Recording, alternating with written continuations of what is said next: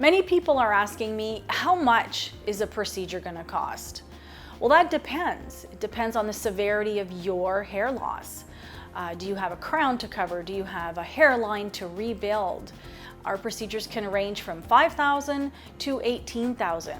And another really important factor is the density of your hair. All people have different types of hair. Is it curly? Is it straight? Is it a thinner hair, a larger hair? Many of our competitors charge per graft. Well, per graft is not clear. How many hairs are in a graft? There can be one hair, two hairs, multis. So we like to go and calculate according to the area that you have to cover. And with that, we can determine how many hairs you need to cover your hair loss situation, and then we can come up with a plan and a price.